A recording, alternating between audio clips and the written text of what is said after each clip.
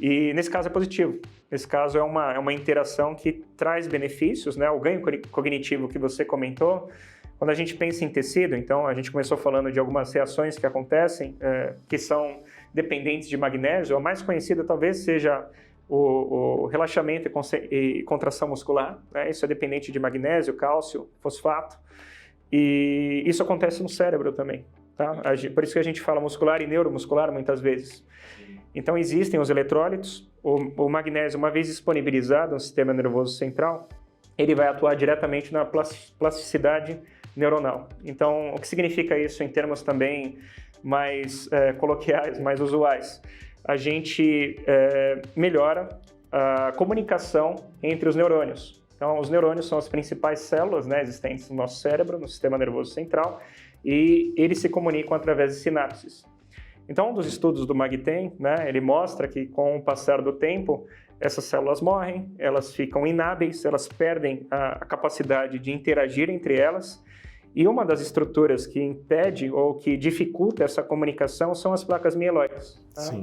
Então, essas placas elas são formadas, e com essa formação, esse sistema ele passa a ser desativado. Exato. Passa a não ocorrer essa comunicação de um neurônio com o outro. Então, a gente tem perda cognitiva. Isso, pelos estudos, pelo que você estudou, né?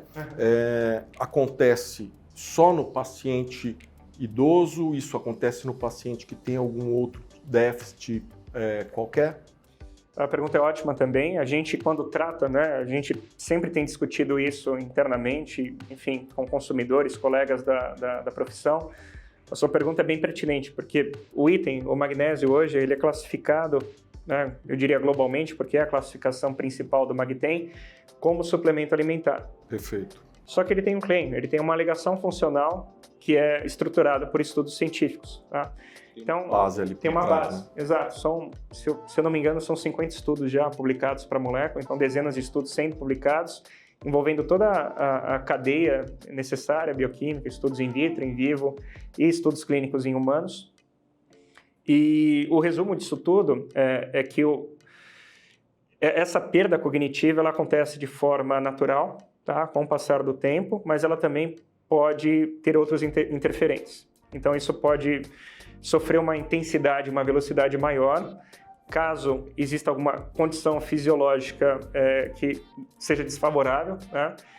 Podendo envolver doenças como o mal como o Alzheimer, como o Parkinson, né? Como outras doenças neurodegenerativas. Perfeito. Isso pode propiciar um desgaste maior, de forma mais rápida e mais intensa. E outros fatores externos. O estresse diário é outro fator que impacta diretamente nessa perda de capacidade cognitiva, né, em termos gerais. Mas não que esteja relacionado somente à idade, mas as bases científicas demonstram que a perda cognitiva ocorre de forma proeminente com o avanço da idade.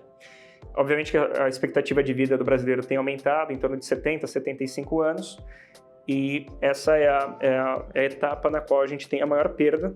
Isso não significa que a suplementação começa vai sanar, você tem que se muito prevenir. antes.